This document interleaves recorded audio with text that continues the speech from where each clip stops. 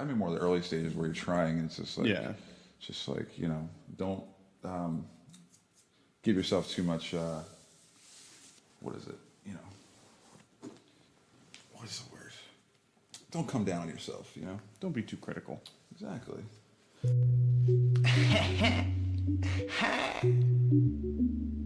It's Weezy F, baby, and the F is for stunt, though. Young Moolah, baby. Fuck. I'm fucking bored. What's up? Welcome to another episode of Bored While Driving, the podcast. Today's Wednesday, March 28th. Recorded this one yesterday with my buddy Joe Schmidt. He's a manager at the Hollywood Improv Comedy Club in Los Angeles. He's from Philly. We just talked about some shit. We've been friends for a while. Talked about back home. Talked about the Eagles. Real quick, podcast is on Spotify now. It's on iTunes. It's on Google Play. If you have like an Alexa or a Siri or a Google Home device or anything like that, you can literally just be like, "Hey, bitch, play this shit." Not like that. You gotta be like, "Hey, Siri, play Bored While Driving from iTunes" or something like that, and it'll do it. Yeah, I think that's it. All right, guys. Enjoy this episode. Stick around for after. We're trying. What are you, like Katie Couric, man? Trying to replace Oprah over here when she becomes president. I'm Jopra. Actually, we'll just do a small introduction right now at the beginning. Okay. And pretend like we just went live. Have you listened to one yet? Yeah, all of them. No, I haven't. Okay. I'm sorry. No, that's fine. I don't think anyone's listened to. I only listen to shitty podcasts, so I can't listen to yours because it's just I've heard such great things. Yeah. I heard you got that Audible sponsor, dude. That's a come up, man. Well, my biggest sponsor right now actually is my mom. She's big contributor. She gets you a lot of ad space. Yeah, she's working it on the fridge. Thankfully. No, but hi, Mom. Thank you. Yes, for all of your help. Hey, Bees, Mom. I'll text you after this is over. Oh, great. That's the just kind kidding, dude. We FaceTime. That's much more graphic. Well, yeah, because it's never the face. You know what I'm saying? Oh, but it's a good time. Oh, we're having a good time, folks. We're doing it. But for those of you who don't know, anyone who's listening to this, my guest today. Recording? Yeah, we're recording right now. Oh shit, it's going. Sweet, fuck yeah. My guest today is Joseph Schmidt. Happy to be here, man. Yeah, thank you, Joe. For anybody who is not friends with both of us already, Joe is the manager at the Hollywood Improv where I work, and then also he's from Philly. He went to school with. He went to school. You went to Drexel, right? Yes, briefly. With Jim, another guest on the show. What'd you go to school for? Mechanical engineering. Oh. Yeah. How's that working out at the comedy club? Well, they don't teach babysitting in mechanical engineering school. But it's funny you asked that because I was watching that new Gary Shandling documentary today, part 1 at least. And it said that Shandling was super intelligent and went to engineering school or some shit. And then, was smart, but, he felt he was just, done with it. Oh, yeah, I'm good. I just want to do something else. So I was like, oh, that's cool. Not that I would ever for a moment compare myself to him or anything. But it's always validating to see, a similar path, because I feel like it was fucked that I did that. Yeah, someone else did that. Again, I didn't graduate, whereas he was actually, somewhat accomplished. He probably got a degree. It didn't say, but... yeah. He didn't quit, drop out kind of. He just walked away from it, whereas I just did a little bit of both. It's just hard to afford it, and then you realize who your peer group is. You know what I mean? You choose your major in your college and all that stuff for a bunch of reasons that are personal, on paper, and then you kind of see the landscape of if I hate these fuckers now, who do you think I'm gonna be working with? Yeah. You know what I mean? Yeah, and if douchebag alcoholics only get better with time, they'll be cool later. No, they're gonna suck. Yeah, But wait, you really did go for mechanical engineering? Yeah. I thought you were kidding. No. Oh, fuck me. Well, fuck me for being a joke that I could. Yeah, no, my Yeah, bad. you know I don't read too good. Well, you're constantly joking about your uselessness, so. Yeah, But I am. you like heavily math inclined? Yeah, math and science. I went to an engineering high school too. It was like one of those magnet schools, quote unquote, which a lot of those can be just accelerated learning type ideas, but some have like specific focuses, like either art or science. Yeah. So I went to the longest high school name ever, which is always a pain in the ass because it was a very small magnet school in North Philly, and Longer it was than called, Marjorie Stoneman Douglas fucking shoot me up school? Is that a school that you went to, or is that a? That's the Parkland. What is the actual full name of it? I think I it's saw it called like Marjorie- Parkland School. Well, yeah, that's because that's the town, but I'm pretty sure it's Yeah. Marjorie Stoneman Douglas High School or something like that. When you're pretty sure all the kids are white, but just want to make sure people know. Just in case we need. Which I don't know if it's true or not, but yeah, George Washington Carver High School of Engineering and Science. Ooh, yeah, that's Yeah, George Washington Carver. that's right. It's a, You're welcome for the peanut butter. yeah, the most famous black person I know outside of Martin Luther King. Good on you, man, for not being a rapper. I try to stay educated. Oh, the only one. So there's only two. There's only yeah. two. So you are racist. Never mind. Okay. Well, Good. you Just know, want to clear it up, you know? we were both raised in the same area. We know how that, Oh, how that God. goes. Yeah.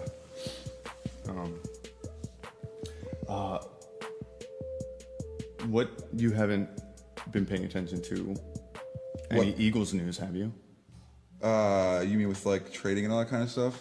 Well, Michael Bennett, Who's that guy? the defensive end for you guys, he got into a hit and run, like really like fucked up some old guy in Houston. Oh, man. Oh no, that's okay. That's okay. Did he die? I think he either died or he got like he's in critical condition. Or It sucks, man, because normally athlete drunk driving, that's fucking awesome, but you know, no one should get hurt. Damn, that could have been so cool. Yeah, but no, the Eagles won, so Oh, congratulations. fuck yeah, go Birds. I cried in public in front of both close friends and strangers. I was, oh my God. It sucks they closed the Improv. Yeah, We do they've The been doing that for annual- 20 years, right? something like that. Yeah, the annual Super Bowl party. That's what Ed was telling me. Yeah, it was a bummer, but it was still a lot of fun. It's a nice change of scenery. But yeah, I've been working there a few years, so I think I've always worked that party, and I was just stoked to be like, fuck yeah, it's the Eagles. So like, I want to be at work. I still wasn't even sure if I had or didn't have to work like officially, meaning like, you know, open up and then knock off and I can drink a little bit, you know, but I wouldn't have cared either way if I had to work. They had But- they had like a show going, right? Or No, it's always just the game in the main room and just sit. They have Oh, like, yeah. little food specials, not a full menu, and you know, little like Bud Light for $4 or some shit. Yeah. We always get Bud Light and other beer companies to send us a bunch of free swag to throw on the tables for people, like rally towels and kind of shit like that. You were at the last one. You had Yeah, like, you had a bunch we of people there. won. We played the square game or whatever. You Yeah. can buy Oh yeah, when you squares. guys won, that was awesome, dude. Yeah, our table won. We won like $600. It was awesome. Yeah. Oh yeah. Poor Jay. He got the square started. I think that week, like a couple days before they announced it, and he already taken a bunch of money. So Yeah. it's annoying enough tracking people down who aren't there who win the bet. Like, Yeah. hey, I got your money you won, but You got to even go find worse when- 50 people and give them $10 each. Yeah. Yeah. Exactly. Oh, my girlfriend's calling me. Well, you can take it. You can edit all this out. I think we should leave it in. Well, that too. Say hi. Hello? Hello.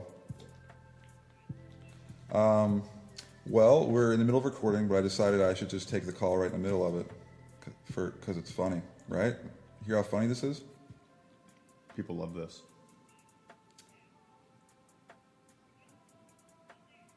I know. You've told me a million times how large my dick is.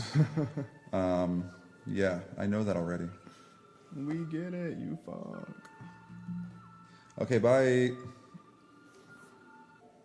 Everything good in the hood? Everything is good in the hood and all adjacent areas, actually. Good to go. Nice. Hood and surrounding hood areas. Oh, yes, no Super Bowl party, but, you know, it was kind of nice to be out in public where I could be a true scumbag from Philly to people who don't know me, you know? It's your guys' first one. I know, dude. Fucking awesome. I remember I was in Drexel when the Phillies won, and I was like sick as a fucking dog, like bedridden almost with just like you flu, whatever bullshit. 2008? Yeah, everyone's like marching down the fucking city hall and shit. And apparently they went wild. Wait, you weren't there. where? In Philly. For the Eagles? Yeah, for the parade, right? No, I wish I was there, man. That was... Who was flying back? Someone was flying back and they just missed it. Was it Jim? It was either Jim or someone else. I don't know. I think it was someone from out here though. They literally just missed it by like 3 or 4 days. That sucks. Yeah, I didn't just miss it, but I was in Philly in whatever it was, January, I think. And there was playoff games happening that weekend too. That was like the weekend we beat Minnesota, maybe. No, it was before. It was the game before that, I think. It definitely was. So that was cool. I was like, shit, I get to watch the Eagles game with my family. And then the Eagles won. And then when the parade came up, I'm like, fuck. It didn't set in how much I'd be upset that I can't be there when I was seeing all this shit. I was like, I'm just happy they won. That's great. Whatever. But then I was like, shit, that's right. There's going to be like an amazing parade and all kinds of fuckery. Fucking wild. Didn't Bud Light buy the entire city of Philadelphia beer or some shit? Yeah, something like that. Based on some like year-old tweet from someone where they were like, if it happens, we'll do it. Yeah. And then someone else, when it happened, called them out and was like, hey, so remember that thing you said? You're going to do that? And they did. It's pretty cool. Yeah, they were going crazy. It's a good excuse to have to drink Bud Light, I guess. They were greasing the poles and whatnot. Yeah, I love how they're greasing the poles, which is funny enough that they would even do that. But then also that once it happened, the people who they were preventing doing it looked at it and went, oh yeah? You know what? Wasn't even going to climb that pole. Guess what I'm fucking doing right now? And they tried, and they like had photos of the one guy who like did it anyway. Yeah. Who made it to the top.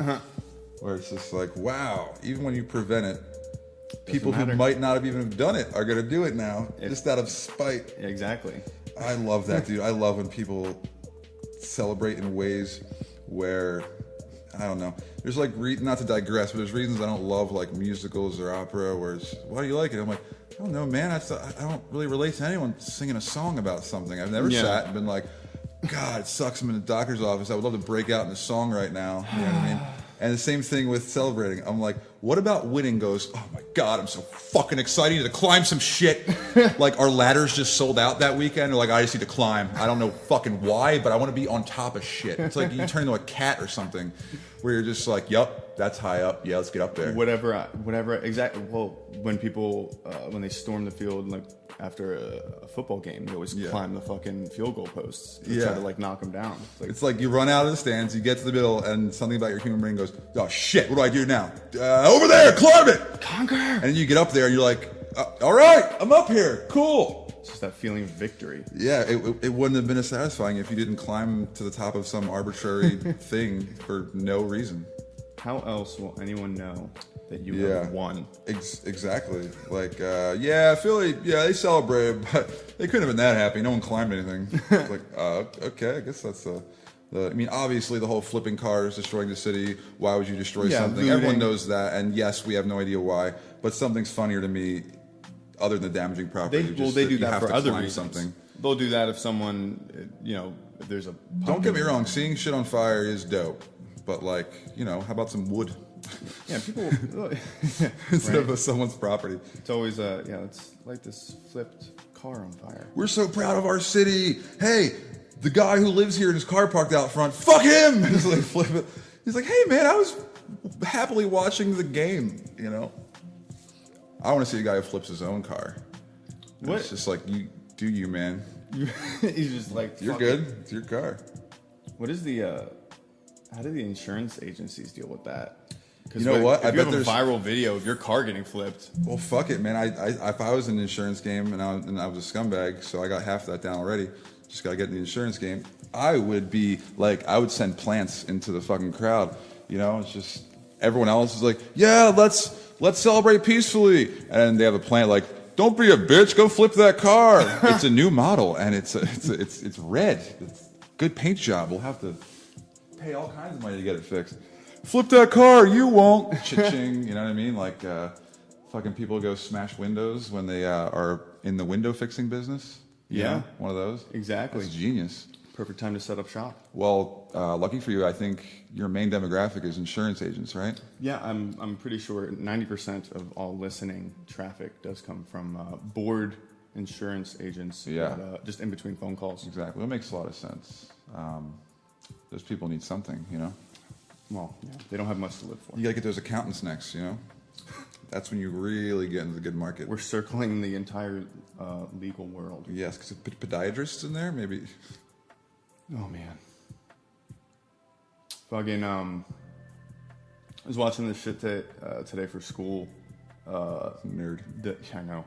Fucking God forbid I try to do something good with my life. And I was watching this documentary on Enron. Yeah. It was like the scandal that happened in late 90s, 2000s. Yeah, Cheney, right? Yeah, Cheney. And Fucking Halliburton? well, yeah, that was that. Halliburton wasn't part of it. That was Sounds a like the separate. last name of a fish. Halliburton was the military contract that they did to go build over in Afghanistan. Right, yeah, we gave all the jobs. Enron was this energy company from Texas. Right. That the CEO or the founder was friends with the Bush family, Right. and through political donations. Yeah, of course. And what they did was their whole thing was the accounting trick of simultaneously creating a bunch of subsidiary companies to sell your debt off of. Yeah. So that way your shareholders only see income; they don't see any of your debt. And then also the other big thing was mark-to-market accounting, which was basically the day that they sign a deal, if they signed a huge deal with Blockbuster apparently. Yeah. And to do this huge video on demand pre-Netflix sort of thing. Yeah. And That worked out, huh? exactly.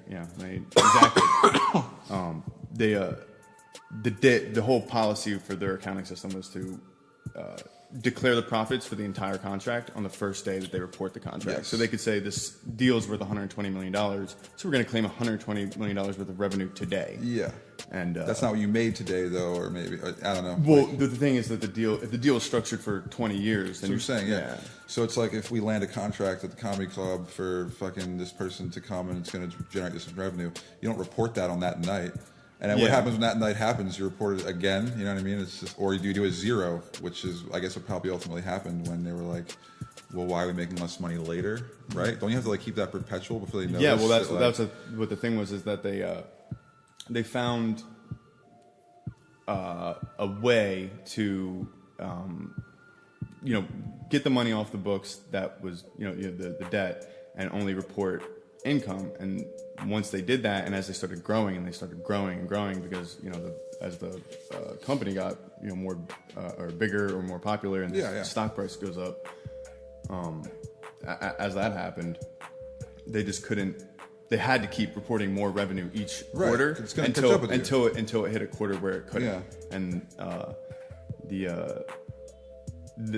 the whole I guess the whole point of the lesson I was supposed to learn or whatever was that this is what happens when ethics goes. Is it if someone is in charge that doesn't have a good ethical exactly, code, and it allows his traders to make not shitty deals, but deals that they're allowed to just wildly, terribly report. And these guys, as evil and shiesty as they are, they're never stupid. That's a common, misconception, where you think that someone is just because they're a monster. It's just well, yeah, look, the most efficient monsters are the ones who are unfortunately a little too intelligent, who can actually get it done. Like dictators, fucking Hitler. It's just I don't think he was a jackass. Evil and intelligent are never exclusive, which is unfortunate. So it's they knew that would probably happen, but they've been trained to understand that they'll get a good lawyer, and they won't do jail time. So it's man, this is going to be great forever. I don't possibly see how this could go wrong. No, they're saying, yo, fuck it, man, it's going to blow up eventually, but I have that much time to get a good lawyer because I'll make all this money. Well, it's not going to hurt them. Or figure out a way where I'm not responsible, or I have, you know what I mean? And if every single person was getting like executed who did that, maybe they, not that I'm suggesting that's what should happen, but if that were the penalty, Dude. they might in the beginning go, shit, man, I don't know if that's worth it. I will literally get killed the second someone finds out, you know. Dude. It's, well, when you're playing with people's lives like that, it doesn't become, the more you talk about the people that are affected by it, the more a ridiculous solution like that sounds less heinous. You know what I mean? Yeah. It's like the closest thing you can get to murdering someone is just destroying their entire life because you stole all their money. You know what I mean? Well, I mean, it's ridiculous because, like, especially when you talk about these companies that are you know, determined too big to fail. They're, right. You know, they're either whether it's a bank or it's Wall Street or whatever, what have you. Yeah. Enron was just an energy corporation, but it dealt in the same sort of sphere of we manipulate money. Yeah. And then we. Yeah, it's a template. And then, you can apply it to anything, any business. Yeah, and we deal in so much money that. Yes, you know, exactly. The momentum just kind of propels itself. So even if you started it with, you know, maybe some mixed intentions, by the time it gets to the stage where, you know, it's going bankrupt and causing people to lose hundreds of thousands of dollars out of their pensions and stuff, it's already ballooned out of your control anyway. Yeah, no, exactly. And even if they know that, like I said, even if they know that's going to happen, they still just don't give a fuck because you just said it. Like I said, it's common knowledge that they will get like bailed out by a good lawyer or some shit, and you just said the words "too big to fail." If I'm wrong, then why is there a catchphrase for it or whatever it is? Like "too big to fail." Why do we all know what that means when we hear it? It's like it's that much of common knowledge. That's why. So there's your answer as to why they don't go, man, maybe we shouldn't do this. Like there's consequences, right? And then it's like, oh wait, that's right. We'll be too big to fail. It's just like that movie, The Big Short. Yeah, I love that movie. It's fucking good. It's funny as fuck. It's the best joke that they do in the whole movie at the end where they go, because of this, you know, multiple people were indicted, convicted, and, you know, sentenced to jail time and lost all this money. Right. And it's like, just kidding. Only one was. Yeah, exactly. Only one Wall Street executive. And it wasn't even like it was like a traitor. And that's when I flipped my opinion and go, man, now I feel bad for that guy. He might have been instrumental in some evil shit. He was probably the one but fall guy. That's so unfair. He was the one fall guy. He was the one guy that showed up late to the meeting. You know why that happened? Because like I said, it takes maybe 20 years for someone to notice. So guess what? You just bought 20 years of time to figure out which guy you're going to fucking pawn it off on. You got a lot of time before someone actually notices. And then you have building a case that takes years, and then the trial finally comes. It's just like by the time it's done, you know, you figured it out. You're like, this is how we'll spin it. We can pin it on this guy, and even if they don't all go to jail, once the blame is spread, you can't give any one harsh sentence. You just kind of lesser for all of them, where it's like, oh yeah, we just all kind of fucked up. If you don't make it look like they're in some evil round table, you know. Well, I mean, even if it goes south for them in court or with the legal system, by the time it's gotten to a point where the legal system's getting involved, they've already got their money out of the equation. Yeah. They've already got their money in offshore accounts. They've already got their money protected. Exactly. Paying for those lawyers. Yeah. The only reason those lawyers defend those rich people so hard is because they know that money's guaranteed because they already have it. There's no doubt about it. Yeah. They're not going to defend somebody if the government's going to be like, oh, by the way, and then even when the government wins, historically the fines are always minuscule compared to how much these Wall Street because it's so systematic. Yeah, it's exactly. Well, that's what. Yeah, it's systematic. There's a price and for. And because of that, no rich guy who's been in a situation has ever gotten like indicted and then gone, say after 10, 20 years of doing this fucking bullshit, cooking the books and all that. No one's ever gotten indicted after 20 years of doing that sketchy shit and gone, oh fuck, I should have planned for this. I should have put some money in some accounts. I just have it in my Bank of America account and the checking. It's like no, dude. If they're gonna do it, like they've got it planned out. No one's ever like, oh, I didn't realize this could happen. You know what I mean? Yeah. So that's because it's so systematic. Well, yeah. It fuels itself because it attracts the people that kind of want to take advantage of a system. Yeah. And then it rewards them because on the people that are supposed to be governing or policing, regulating them are as much a part of that system. So it's exactly. So it's like, oh wait, I got caught doing something. Pay my fine. If the regulation exists, but it's corrupt, then it's useless anyway. It's like, and so it's also fucking traffic stop. Like you said, intentions when they start, you never know where it's at. Whether it be when the company starts or when a new employee comes on and it is fairly good morals about them, and then they get corrupted.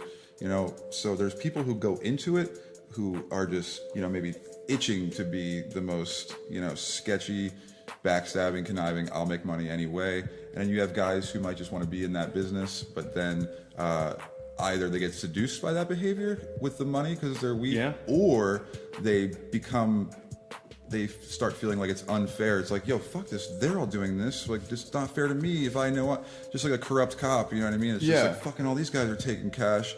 Like, it's unfair to me that I'm not making money, and that's how I'll justify it. So there's a bunch of different ways where you just like become trained to do that, where it's like, if I'm gonna not play by those guys' rules where they're doing sketchy shit, I might as well just leave the business because it's going to be a slap in the face that I'm making less money when they're doing their shit and not getting caught. Yeah, and it sounds like I'm defending them. I'm not, but you got to look at the perspective of people. It's like that's how it can happen too. That was actually one of the points that exactly. That was one of the points that it even talked about the documentary, which by the way it's called Enron Smartest Guys in the Room. I think I've seen that, or at least it's fairly popular. I've either seen it like physically on like a website, or I might have actually watched it. I'm not sure. I do love those kind of conspiracy documentaries. It's on Hulu right now, but it was talking about how what were you saying?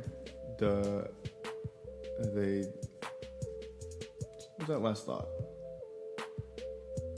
It was literally. This is what happens when you do drugs before a podcast, man. I know, man. Actually, during. That's why I was coughing before. During and before and after. No. Regarding what in the documentary? Like the people who got blamed, or the. Yeah. Oh no. That was what I was saying. Yeah. Sorry. That the not only does the culture breed itself, but like the business model that Enron specifically used was that internally your peers in your wherever your office was rated you quarterly on a scale of 1 to 5 based on how well they thought you did the job. See, not based off your numbers, not based off anything like that, based off of what other people say about you. Basically made it a popularity contest. And what they did was go figure. Every year bottom 15% rating wise got fired. So you're talking about. See what I just say? These guys might be good people, and then they're going to lose their house because they don't play by the rules and do. All you need to be as likable because they won't do sketchy shit. So all you need is the ones that are making the cutthroat deals. Yeah, to be making the most money, and then everyone wants to be like them, so they give them 5s. Yeah, and then the ones that don't make money, they get. And exactly like you said, the system, literally they created a system specifically in mind to create the type of employee that would take advantage and make questionable ethical decisions. Yeah, and it would be a struggle, and you could have your family mad at you if you wanted to leave that job because it's wrong, and then subsequently maybe quit the entire industry because where else are you going to go where it's not like that? So, not that I'm defending it, but it's just like, it's very easy to sit here and say, well, I would find out about that, I would just quit right away. But I always refuse to ever put myself in someone else's shoes. Like, I know what they're going through. I don't have kids and a wife and a fucking house payment to think about what would happen if I couldn't pay that. It's just like, so even if they don't like that they're doing it, they get bullied into it. So like you said, I didn't even know the specifics of it. I was like, they just breed it because these guys are trying to make money. But that's like an actual systematic structure within the actual policies of the company where it's like, you will get fired unless you are liked for being like us. It's like, holy shit, I didn't realize it was like that much of a parody of evil corporate mentality, you know what I mean? Thought they were a little more subtle about it at least. No, they had it down to a science, and I mean, the people at the top, there's always like a few that are in on the real secret of how the money's getting made or where it's going or who's doing it, and then everyone else is complicit because, well, you're not going to ask questions that you're not going to want to know an answer to if your money depends on. Don't worry, we have a rating system for you. We'll worry about what's going on back here. Don't worry about how we rate you, but you'll realize pretty quick. If that paycheck this month is bigger than the paycheck last month, and it's been like that for 12 consecutive months, and your job hasn't changed, Yeah. then you're not going to start telling other people to do it. Hey, what are you doing? That's why it'd be silly to sit here and go like, everyone knows everything. They're evil from the bottom up. It's like, no, they're smarter than you. Just because they're shit people doesn't mean they're not smart. And that's how they do it. They kind of hide it.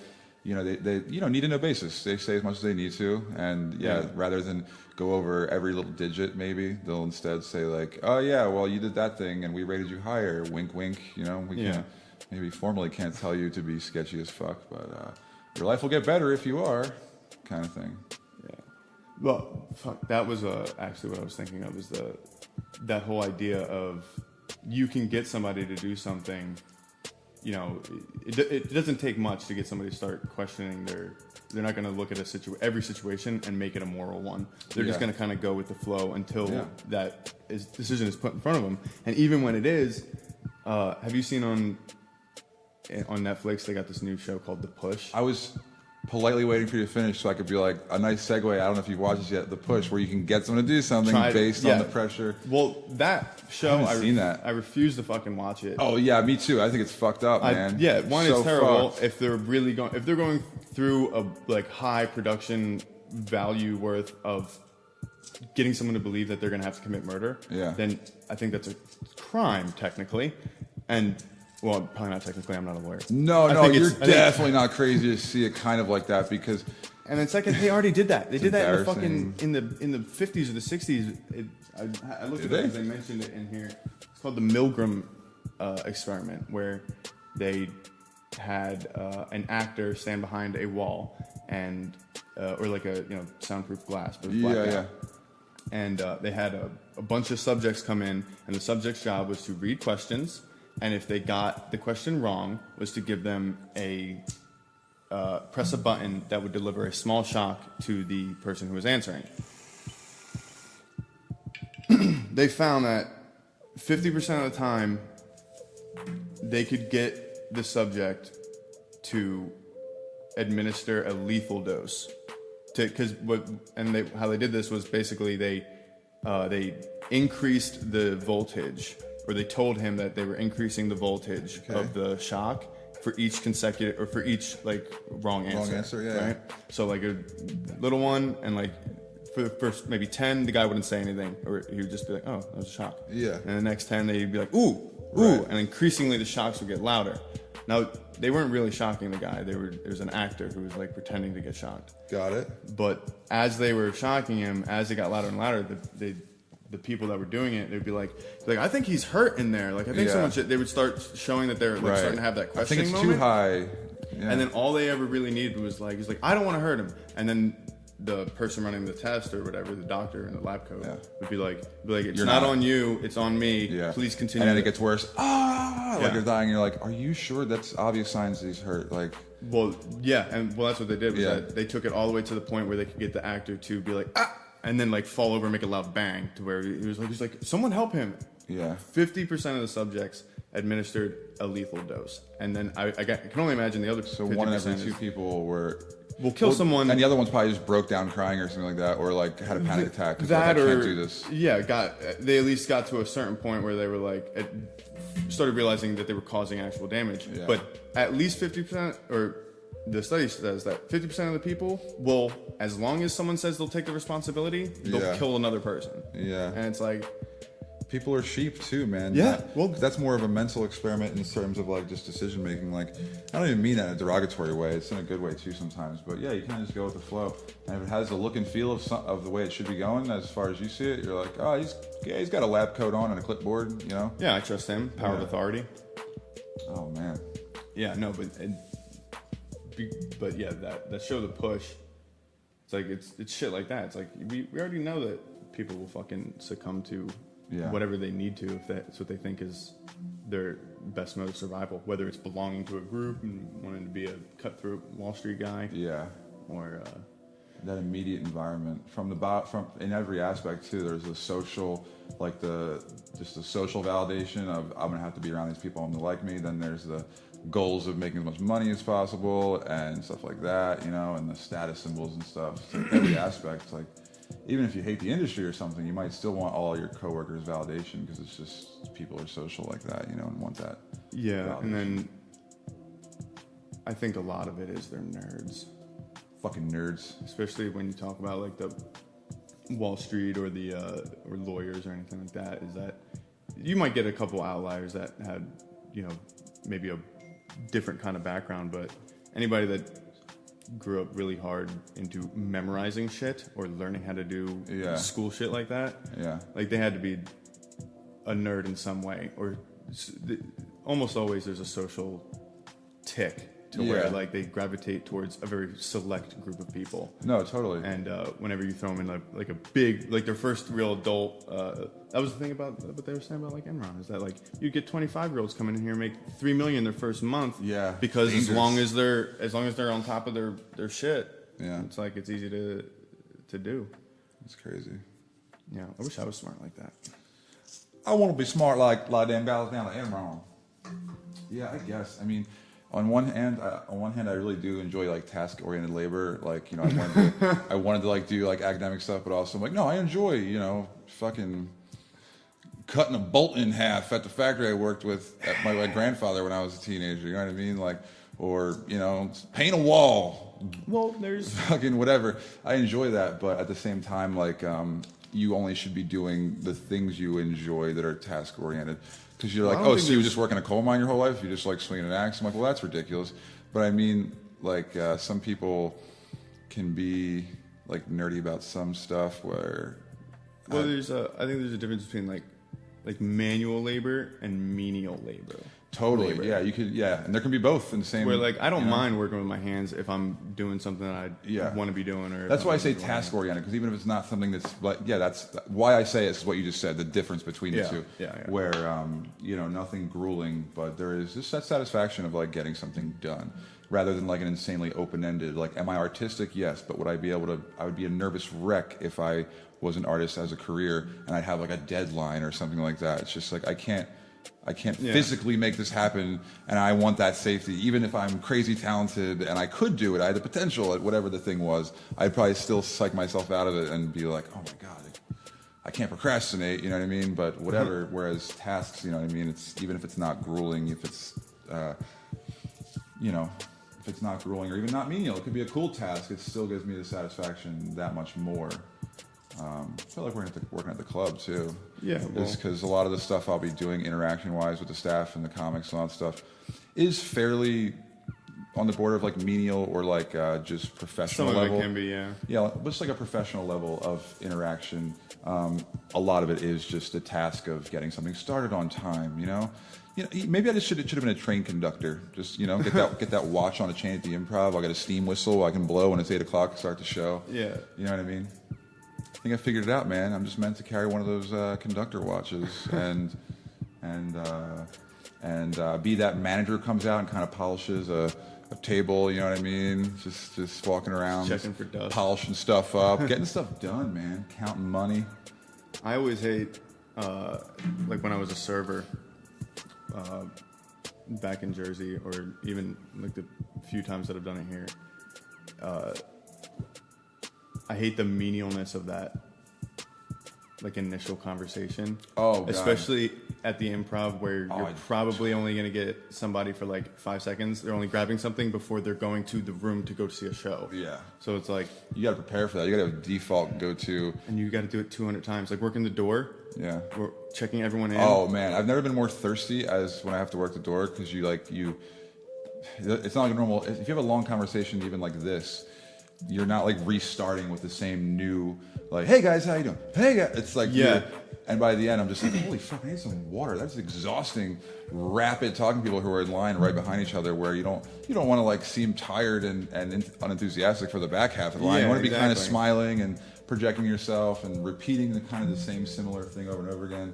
And it's tough, but I always feel like a robot. Even like comics or other people, where it's like I don't even dislike the person, or like I know them kind of well. It's not like a stranger. So when I say it's like awkward, it's not because any of that stuff. But you'll start talking to somebody for like kind of like you said with the customers, like a small interaction, and that's how long it's gonna last. And so in terms of like pleasantries, they'll be like, hey, how you been? And I'll be like, same shit, And if it's someone I'm actually pretty cool with, but we're just being polite, I'll be like, you know, whatever people say, good. Yeah, how's the kid? Sure. Yep, we did it, right? Cool, I'll see you later. Atmosphere still seems to be here, so I think we're good. Yeah, we're good. It's still here. It's same shit, different day. Actually, same shit, same day. Really, feels like the same day. Yeah, not even it can different feel day. like that. Yeah. Oh my god, yeah, but that's why you gotta have your generic. Yeah, doing good. Craig's is, you know, I'll go, hey Craig, how you doing? He goes, you know. I'm like, no, I fucking don't. You didn't tell me. That's why I asked. Not that I actually care. I'm just laughing at the fact that that's his phrasing. He always seems his joke is to seem surprised whenever I say that I'm great. He's just like, we actually do have someone that is doing good. Yeah. Gotta write this down in my journal. Today, someone was great. First time for everything. You want to take a smoke break, bro? Yeah, fuck it. We'll go outside and smoke a cigarette. We got. Hey, I don't. We'll be right back, folks. There's gonna be a hard cut here. Yeah. Well, right after the commercial. So tune in for a message from our good friends at Napkins. Napkins. Why do we have? And we're back. Speak for yourself. And we're joined by Jack here, who will not be talking because he's a dog. But you were telling me the other night you went to go check out Dynasty Typewriter. Yeah, Dynasty Typewriter at the Hayworth. Yeah, Jamie's new spot. Jamie Flam's new spot. Fucking awesome, man. Jamie Flam used to be the booker at the Improv for, I forget, maybe 5 years, maybe a little longer. Wow, yeah. Yeah. It's kind of one of the people who really motivated the development of the lab, you know, the smaller room, back when it was like a garage with folding chairs, you know what I mean? Yeah. And kind of always wanted to pitch it as, you know, kind of an alt room. Yeah, that was his whole idea, right? That was like his kind of his thing was the. Yeah, it's just like, you know, it's a showcase club where comics have always showcased stuff. So, you know, people pride the Improv on the fact that like Kaufman went up there and stuff like that. When he was doing stuff like that, that was batshit crazy. You know what I mean? Yeah, that was so outside people, the box. Yeah, a lot of people say like you don't want to turn anything into like just alt comedy, or maybe not just mainstream comedy. So I think it was a good fit to try and develop that as a room for, you know, not exclusively, but, you know, leaning more towards the alternative styles or perhaps smart. Variety, something like that. And again, on the variety thing, like Bud Friedman started the first one as a place for, you know, singers and Broadway performers, like a cabaret style, you know what I mean? So anytime you talk about like, oh, you don't want to change this or that, it's like, well, in the spirit of it, it's always been that kind of club in the showcase sense where it's like, if it's going to be a little alt or whatever, it can still be good. So as long as you're just not putting up, you know, nobodies in that regard. Yeah. You know, if you're doing like really mainstream comedy and you suck, it doesn't mean you're going to make it on the main room because you're doing mainstream jokes, you know? Yeah, and so, we're lucky enough that we have the ability to put, you know, big names in the lab. You know, we get they love that. And not only big, they that love we that put room. them in there, but you know they want that. Like Adam Sandler, Eric Griffin just did one. Yeah. Like, you know, they love that room because they hate it, and in that sense, I mean, because it's a tough room to do. Yeah, well, that's the thing is that more intimate setting is, well, you know, just like the Comedy Store has with their belly room, right? Yeah. And yeah, that's again, is a roast battle great on its own? Absolutely. But does that awesome room where everyone's packed in there help? Fuck yeah, man. The judges are off to the side, but they're 5 feet from the stage, not up in some fucking balcony or 30 feet in front of you like American Idol or some shit. It's like everyone's kind of right there. You know yeah, what I it's mean? very much, yeah. And that it definitely comes across in things like the Dave Chappelle's special. Yeah. You saw the second one? The Bird Revelation? Yeah, of course. Well, what do you mean? What about it? The room he did it in? Or? Well, yeah, just the room. Just that it's smart for a comedy club, especially one as premier, in quotation marks, premier as, you know, the Improv or any other like LA comedy club spot. Yeah. It's smart to have not only like you said, that showcase room where you can have that big room where, you know, traditionally you have like your established acts, and then the ability to have that second room where people can do that, they can experiment, they can work on things, they can maybe we can try out and bring in that all stuff. Even the main stage, if it's not a headlining show, if it's a you know 10-15 minute spot each, there's still technically it's still a showcase stage in the sense that it's really, really well-known comics showcasing new material. Not necessarily themselves to the world or agents, but just showcasing their new material. That's just like an epic word for it. They're trying out new stuff. That's why they say that. No one ever goes, "Hey guys, I'm just gonna showcase some stuff for." But I mean, in a literal sense of the word. If they're doing those small spots, that goes into why they hate being filmed or anything like that, because it's like, hey, I haven't worked this shit out, and this is not on the standard I'd like it to be, where I want people to think this is what the joke's going to be, or that, like, you know, a few reasons. If you record it, then they could steal it. Someone could steal some ideas from it or something like that, and because it's not fully developed, so they can't like claim they did it because it's not recorded on a special yet. Yeah. Or you know, just the embarrassment of like, dude, I was trying out a different way. I have 5 funnier ways already. Now that's the one that's on the fucking internet. You know what I mean? Yeah. But yeah, no, it's good that they can try out stuff there in the main room for people who are already validated. Not that that's a rule. A lot of people just do the same sets if they want to. But then in the lab, you know, showcasing young, new, or alternative comics and stuff like that is great when you. And I like to think we went about it the right way when you get like the people who are good in that field, not just giving any schmuck a microphone, you know, where it's like, even if they're weird, it's like the best of the weird, you know, like your Brent Weinbach or your Lizzie, is it Lizzie Kaplan with the piano? Is that her name? No, I'm thinking of something totally different. And I guess that's offensive to her, but I just say like, you know, just stuff where it's like you walk out and if you thought it was weird, it was also good. You know what I mean? Yeah. It's, that's why I like it. I want to hopefully see what they do with the upstairs, you know? Yeah.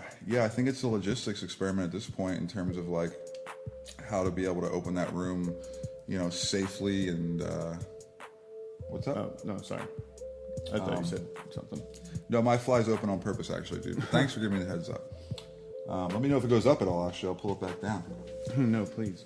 But yeah, no, I think if we had to figure out logistics of a show, it wouldn't be that difficult. But the logistics of like legally serving liquor, or do we need handicap access because there's only stairs? How do we staff it? Stuff like that. I got to take this. It's the president. Busy man. Hey, what's up? Where are you at? The married life.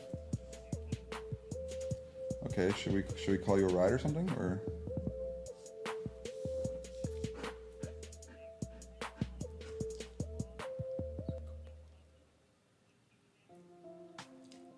That's a good boy, Jack. Of course, yeah, it's a major stop. Okay,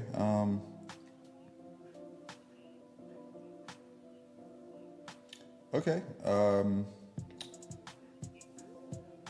yeah, maybe just you can call a ride from there, you know. Well, no, what do you want to do?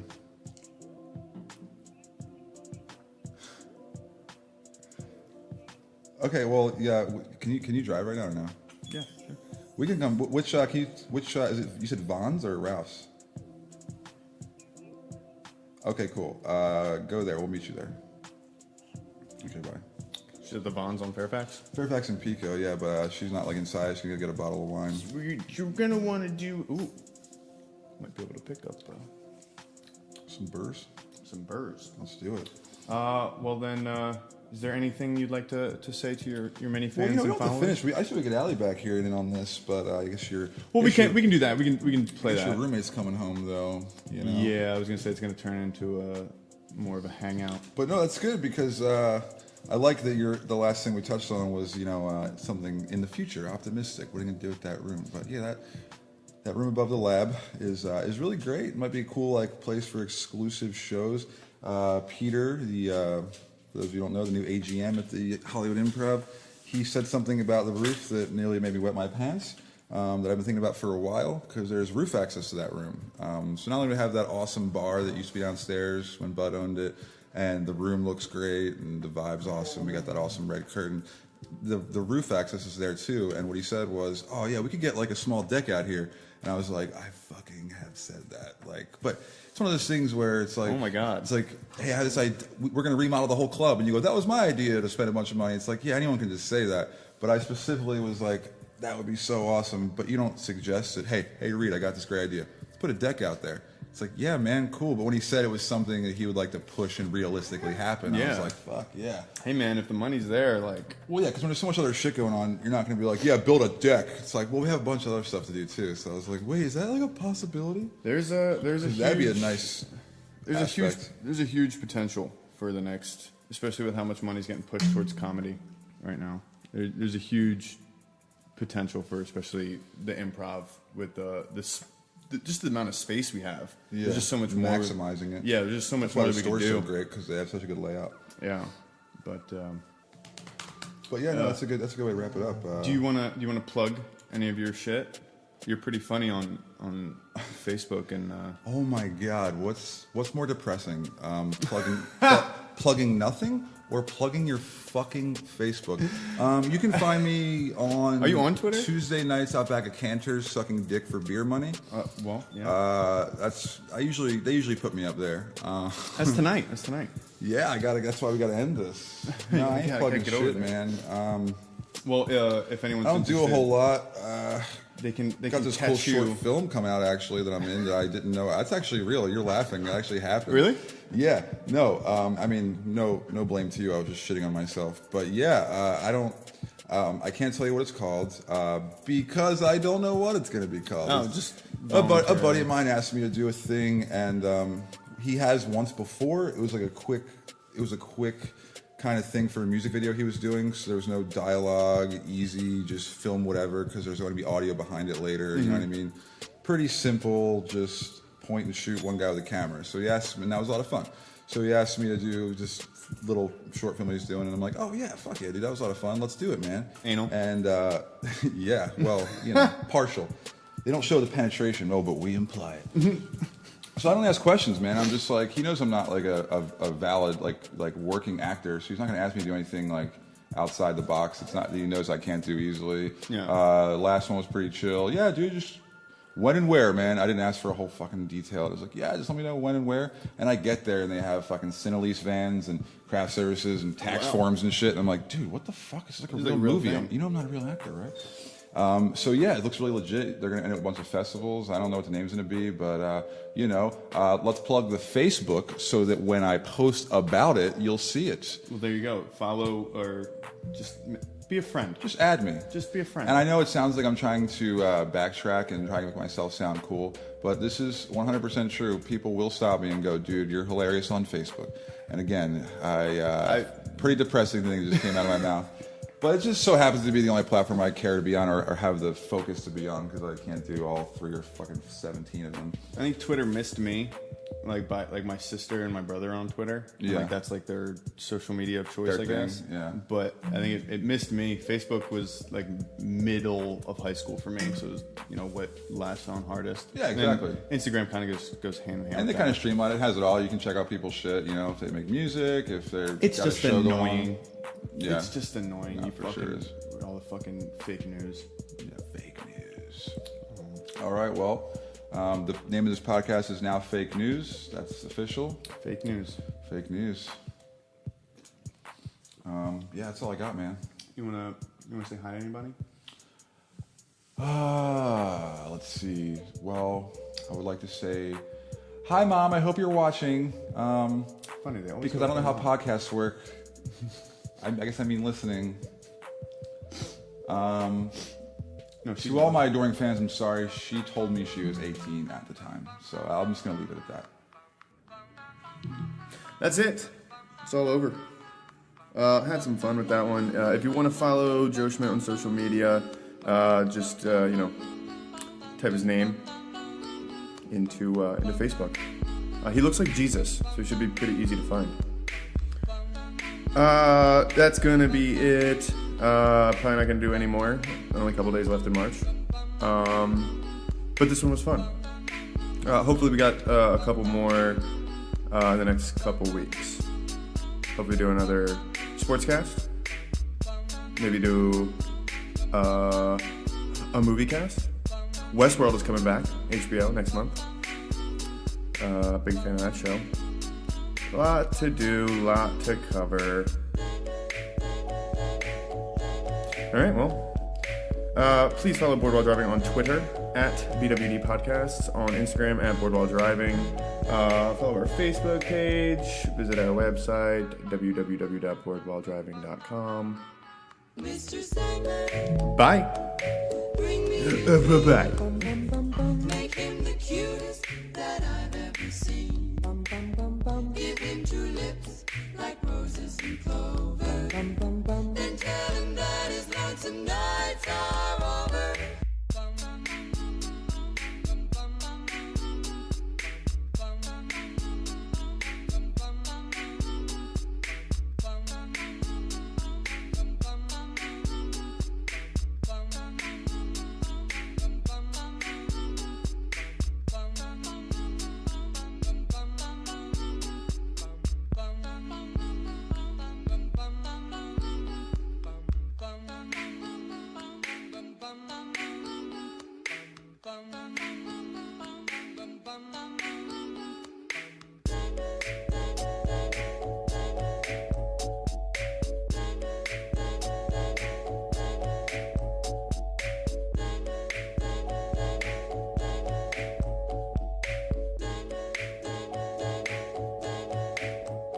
Mr. Sandman, bring me a dream. Make him the cutest that I've ever seen. Give him 2 lips like roses and clover. Then tell him that his lonesome nights are over. Mr. Sandman, bring me a dream. Make him